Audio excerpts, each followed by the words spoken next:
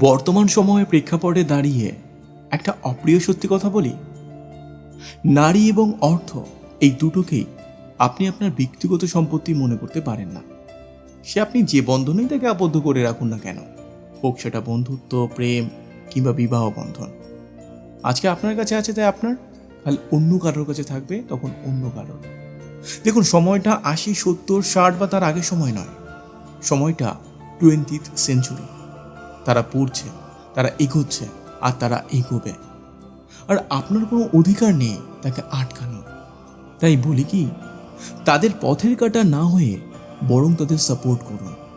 তারা যেভাবে এগোতে চায় তাদের এগোতে দিন, এবং যতটুকু সময় আপনার সঙ্গে আছে ততটুকু সময় তাকে তার প্রাপ্য সম্মান, ভালোবাসা এবং আপনার নিজের দায়িত্বগুলো পালন করুন।